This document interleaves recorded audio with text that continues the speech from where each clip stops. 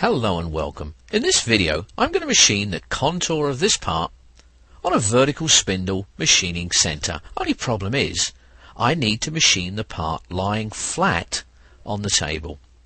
Now the drawing in this Mastercam file is oriented in a non-standard plane. No problem.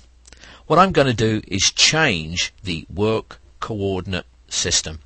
Now, changing the WCS is useful for parts that have been drawn as part of a CAD drawing assembly but cannot be moved by coordinates. It allows us, the user, to define a new part work origin and system view to create toolpaths on it. Now, if you look over on the left of the screen, you can see the grid is displayed and the orientation of the X, Y and Z axis. Now the first thing that I'm going to do is create a new view aligned with the part geometry. So what I'm going to do, in the lower right side of the screen, I'm going to click on WCS and then I'm going to click on View Manager.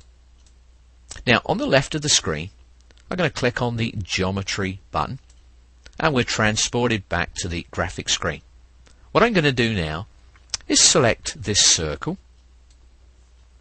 Now the origin is automatically located at the centre of this arc. And as you can see, there's the orientation of the X, Y and Z axis, just where I want it. I'm going to pick OK now. Now I'm going to change the name to Part WCS, and just one thing before I hit the OK button, I'm going to activate Set as the Work Coordinate System. And now I'm going to pick OK. And there's our new view, Part WCS. Next up, I'm going to click in this box for construction and this box to activate the construction and tool plane for this view. Now we're done here. I'm going to pick OK.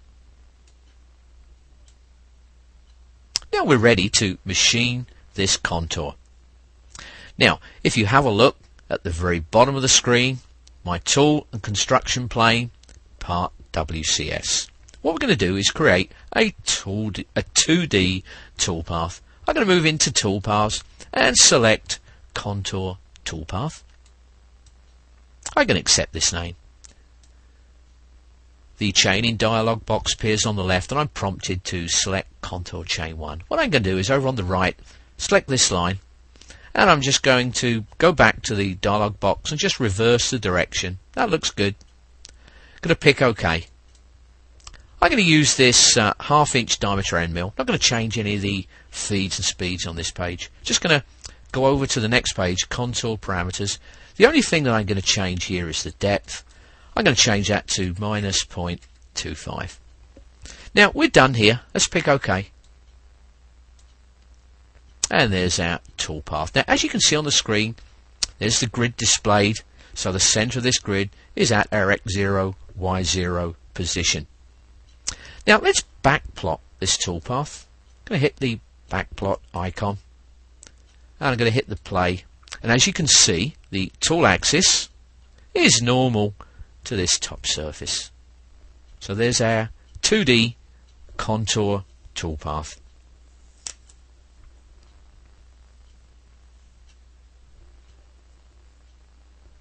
Now when I eventually post the part, what you'll see is 2D tool motion commands dimensioned from the part origin, just as if it was lying flat. And as I said before, the centre of this grid, this is our X0, Y0. I'm going to click OK. Now let's go and make some code. But before we do that, I just want to show you what machine we've got this set up for. Just going to hit the plus sign to the left of Properties, move into Files. I got it set up for a generic Haas 4-axis mill. Going to pick OK. Now let's make some code. Going to hit on Post Selected Operations. Going to pick OK. I'm going to save it as this name. I've already got a file called this. I'm just going to say yes to replace it. Now let's check out the code. Now at line 30 you can see there is no table rotation. A is set to 0 and all these coordinates are relative to the x0, y0 that we just created. I'm going to close this up.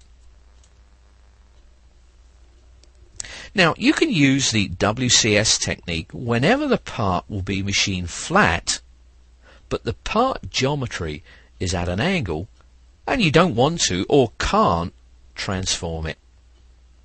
Use it to bring the coordinate system to the part, instead of the other way around. Now that completes this video. Thanks a lot for watching, and see you soon.